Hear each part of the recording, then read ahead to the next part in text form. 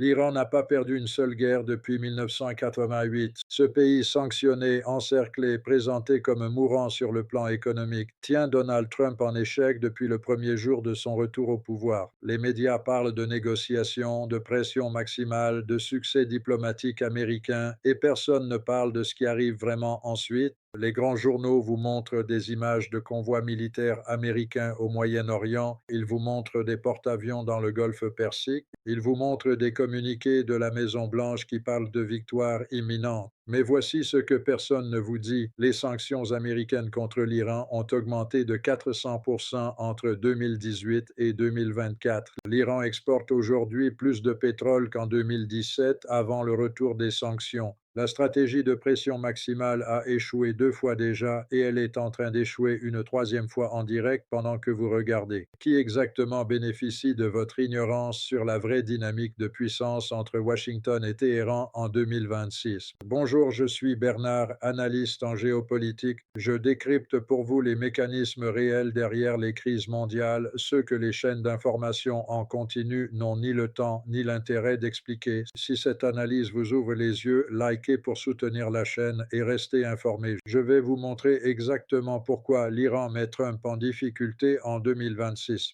Point par point, mécanisme par mécanisme, parce que comprendre ceci, c'est comprendre comment se construit véritablement le rapport de force au Moyen-Orient pour les 20 prochaines années. Laissez-moi commencer par la donnée la plus dévastatrice, celle qui devrait faire la une de tous les journaux, mais que les médias ignorent parce qu'elle détruit le récit de la victoire américaine par la pression économique.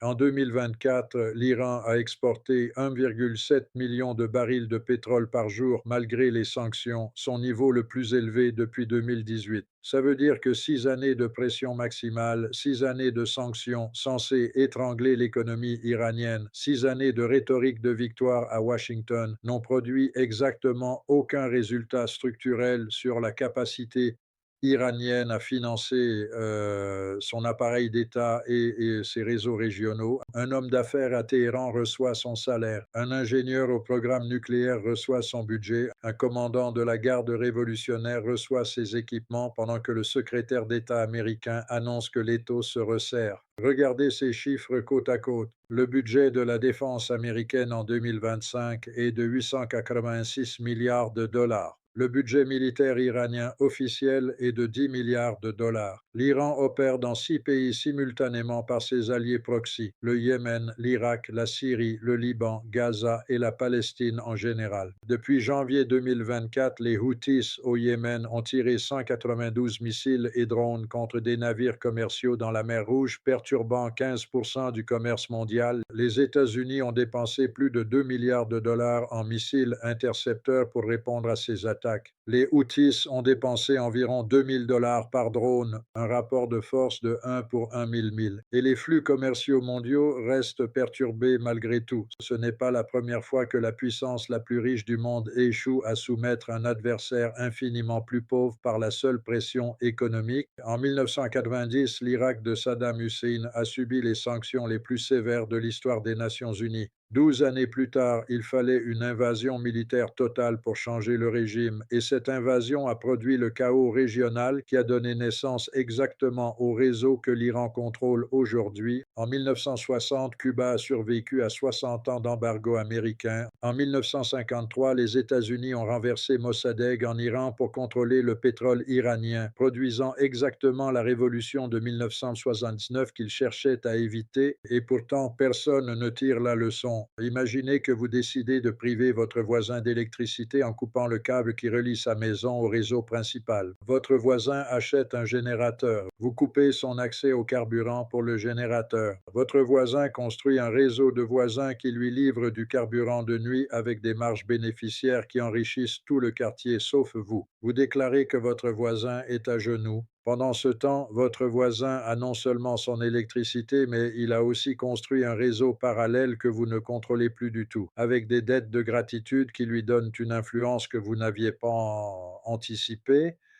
Et puis votre voisin commence à vendre de l'électricité à ses nouveaux amis du quartier à un tarif que vous ne pouvez pas concurrencer parce que son infrastructure parallèle a des coûts fixes inférieurs aux vôtres. C'est exactement ce que vient de faire l'Iran avec les sanctions américaines depuis 2018. Les chiffres de la deuxième couche sont encore plus révélateurs.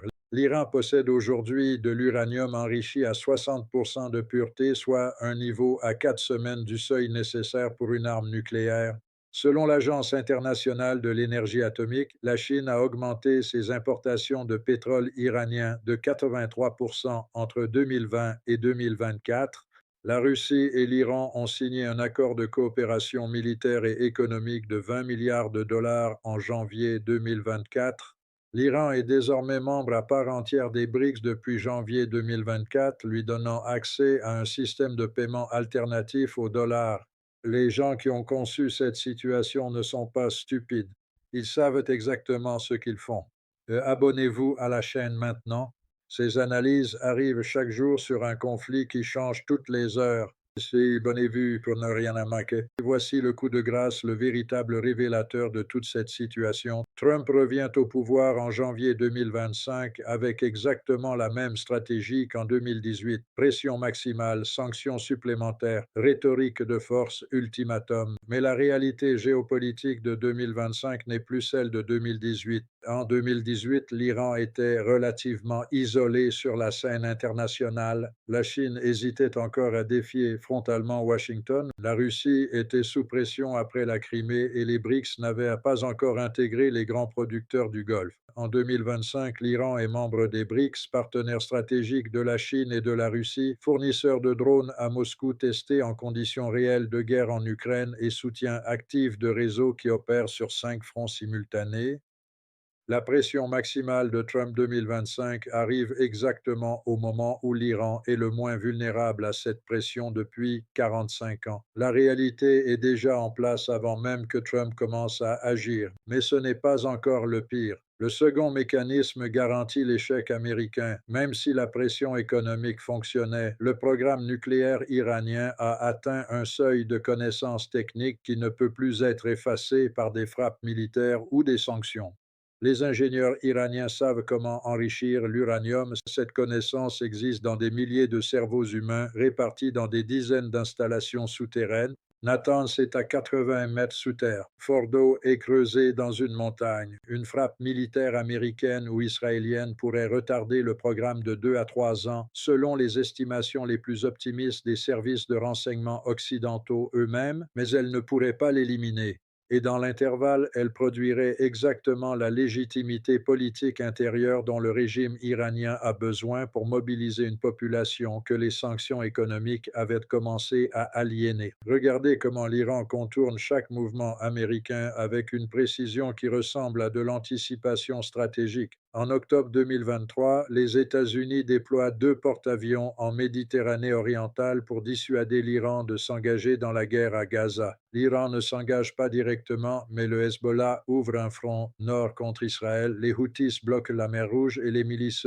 irakiennes attaquent les bases américaines en Irak et en Syrie 170 fois en 4 mois. L'Iran reste officiellement hors du conflit tout en activant exactement les pressions qu'il choisit. L'Iran met Trump en difficulté parce qu'il joue sur un échiquier que Washington n'a pas su définir. En janvier 2024, les États-Unis frappent des cibles Houthis au Yémen dans une opération présentée comme décisive. Les Houthis reprennent leur tir en mer Rouge dans les 48 heures. Le secrétaire à la défense américain déclare que les frappes ont dégradé les capacités Houthis. Les compagnies maritimes continuent de dérouter leurs navires autour du cap de Bonne-Espérance, ajoutant 10 à 14 jours de transit et des millions de dollars de coûts supplémentaires à chaque voyage. En mars 2025, Trump réintroduit les sanctions maximales sur le pétrole iranien avec des ultimatums de 60 jours. La Chine annonce dans la même semaine une augmentation de ses achats de pétrole iranien. L'ultimatum expire dans l'indifférence pratique de Pékin. L'Iran met Trump en difficulté parce qu'il a construit des sorties de secours que Washington ne peut pas fermer. En avril, des négociations indirectes s'ouvrent à Oman entre les États-Unis et l'Iran, présentées comme une victoire de la diplomatie diplomatie américaine. L'Iran arrive à la table avec de l'uranium enrichi à 60%, soit une position de négociation bien plus forte qu'en 2015 quand l'accord JCPOA avait été signé. Washington négocie sous pression d'un Iran plus fort qu'il y a 10 ans. Ce n'est pas une victoire diplomatique américaine, c'est exactement l'inverse. En mai 2025, Israël menace de frappes préventives contre les sites nucléaires iraniens. L'Iran déclare publiquement qu'une frappe israélienne entraînerait une réponse contre les bases américaines dans la région. Israël attend le feu vert américain. Les États-Unis ne donnent pas ce feu vert parce qu'ils savent que le coût régional serait incalculable. L'Iran bloque la liberté d'action de son adversaire le plus déterminé simplement en rendant le coût de l'action militaire insupportable pour Washington. L'Iran met Trump en difficulté parce qu'il a transformé chaque menace américaine en risque pour les Américains eux-mêmes.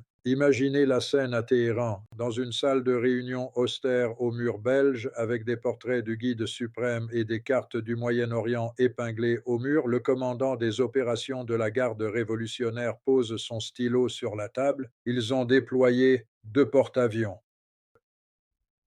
Un conseiller militaire qui répond sans lever les yeux de ces dossiers. Ils en ont 11. Ça leur coûte 3 milliards de dollars par an pour maintenir la présence navale dans le Golfe. Le commandant sourit légèrement. Et notre budget proxy pour l'année entière? Le conseiller calcule mentalement 200 millions de dollars, peut-être 250. Un dixième du coût d'un seul porte-avions. Le commandant se lève et s'approche de la carte. Il pose le doigt sur le détroit d'Ormuz, sur la mer Rouge, sur le sud du Liban, sur le nord de l'Irak. Ils gardent leurs forces en mer. Il se rassasie. Nous gardons les nôtres dans les têtes de nos adversaires. Puis il ajoute à voix presque basse, comme s'il pensait à autre chose. Dans 18 mois, ils vont vouloir négocier. Ils négocient toujours quand le pétrole commence à poser un problème. De l'autre côté, à Washington, dans le bureau ovale, une carte du Moyen-Orient est étalée sur la table basse. Le conseiller à la sécurité nationale fait les 100 pas devant la fenêtre. Les sanctions n'ont pas stoppé les exportations pétrolières iraniennes. Trump regarde la carte sans répondre immédiatement. La Chine continue d'acheter. Le conseiller hoche la tête. La Chine et l'Inde ensemble achètent 90% de ce que l'Iran exporte. On ne peut pas sanctionner la Chine sans déclencher une crise économique mondiale.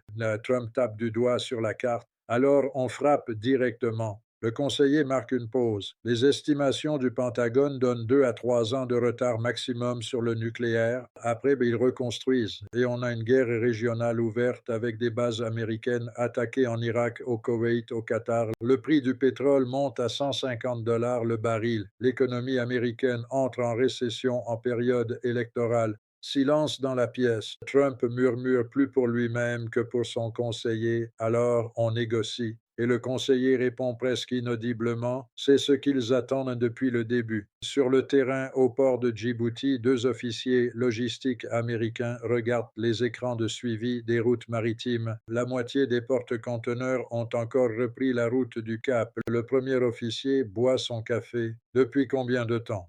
18 mois. L'autre pose sa tasse.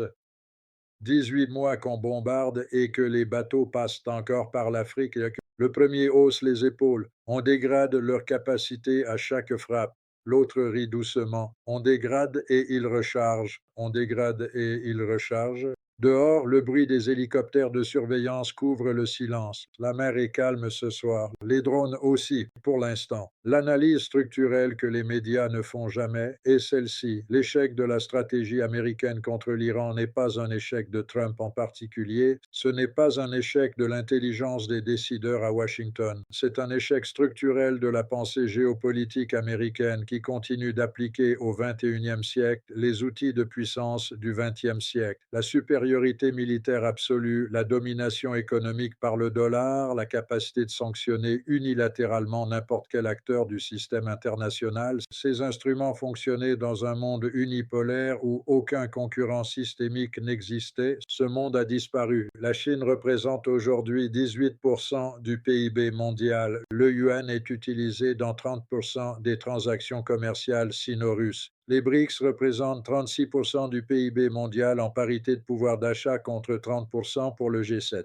L'Iran a compris cette transformation structurelle avant Washington. Il s'est repositionné exactement là où les instruments américains de pression perdent leur efficacité. Ce n'est pas seulement la leçon de ce conflit, c'est la leçon que d'autres acteurs dans d'autres contextes appliquent simultanément. La Corée du Nord, la Russie et demain des acteurs que nous n'avons pas encore identifiés. Et voici le chiffre que j'ai gardé pour la fin. Depuis 1969, les États-Unis ont imposé 14 trains de sanctions successifs à l'Iran. Le régime iranien existe toujours. 14 tentatives, zéro résultat de changement de régime. Ce chiffre est le résumé de tout ce que vous venez d'entendre. Dans 2 ans, si les négociations actuelles échouent, l'Iran sera à 3 ou 4 semaines du seuil nucléaire militaire. Pas parce que les Américains n'auront pas essayé, mais parce que la fenêtre d'action militaire crédible se rétrécit à chaque mois qui passe. Dans 5 ans, un Iran membre des BRICS, partenaire économique majeur de la Chine et de l'Inde, avec un programme nucléaire que personne ne peut plus réalistement démanteler sans déclencher une guerre régionale totale, sera une réalité géopolitique